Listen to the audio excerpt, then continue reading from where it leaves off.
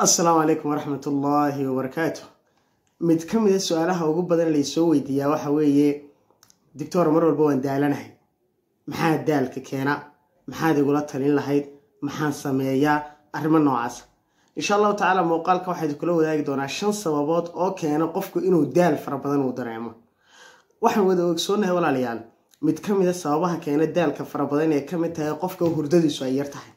haddii hurdadaadu ay ka yartahay 7 saacadood habeenkii ay ka yartahay waxyaabaha aad dareemi doonto waxa ka mid ah daal aad u fara badan baad dareemi doonta haddana waxa jira ilaa iyo 5 qodob oo kale oo daalka keena ayaa jira 5taasi qodob baan kula wadaagi doonaa muuqaalkan inta aynu ku guda jirno soo dhawaada walaalayaal qodobka ugu horeeya ee keena inuu qofku daal fara badan uu dareemayo waxa weeye waa qaabka uu nool yahay haddii qaabka noloshiisu ay tahay laba arrimood ba ay koobsanayso inaan wax activity iyo dhaqdhaqaaq aanu sameeynin waana waxa loo yaqaan sedentary lifestyle waa dadka waxa weeye jiifa iska fadhiya wax cuna caba laakiin iska seexda wax dhaqdhaqaaqana aan sameeynin jir xanuun fara badan buu dareemayaa daal fara badan baan dareemayaa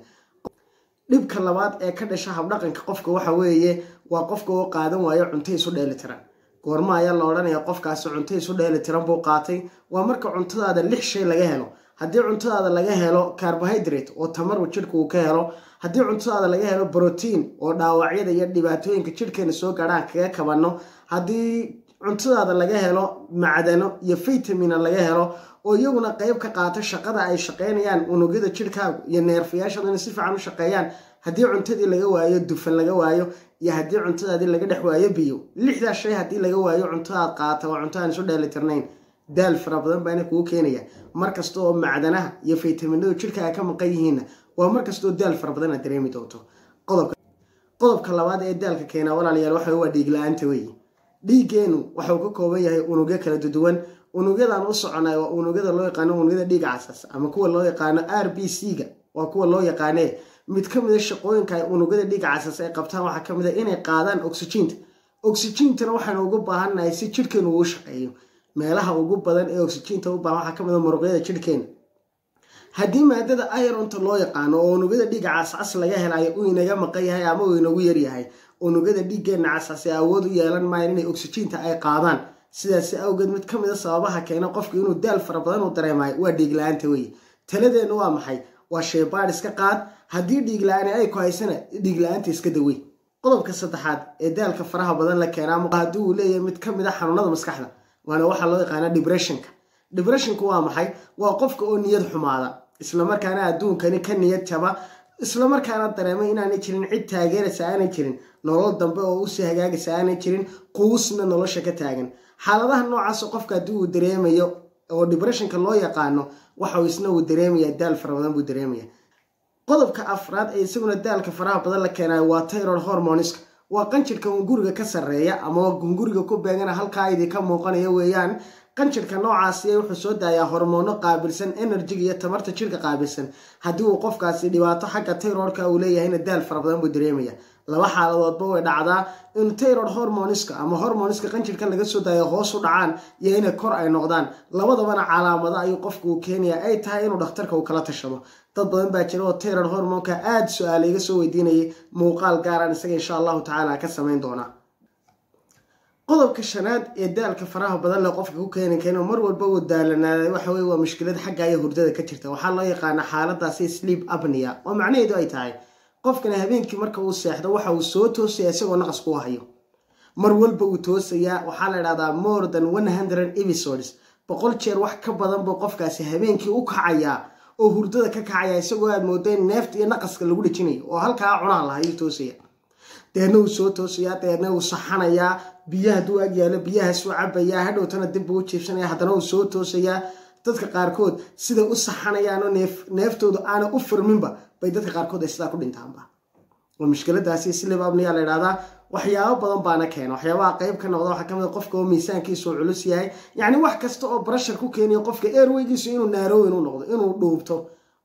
waxa sidoo kale ka mid ah hadduu leeyahay tonsils ama xoqodo aad u dhaadheer hadduu leeyahayna oo mararka qaarkood iyaguna inflamed noqda oo waxa weeye caabuq uu ku dhasho oo ay ku da'aan iyaguna waxa weeye qayb ka noqda waxyaabaha sidoo kale keeni kara waxa ka mid ah hormone levelska qofka oo isbedbedela waxa sidoo kale researcherska qaarkood imka ay ku daraan waxyaabaha sleep apnea-da kanayna ka mid tahay vitamin D-ga qofka oo ku yar arrimahaas waa arrimaha qofka ku keenaya inuu daal fara badan uu dareemo haddaba talooyin guud baynu qaadanaa talooyinka guud aan qaadanna waxaa ka mid ah talada koowaad aan bixinayna si daalka faraha badan uu kaaga yaraado waxa weeye exercise jimicsi samee ugu yaraan socod samee 15 ilaa 30 daqiiqo maalintii socod samee qodobka labaad biyo badan cab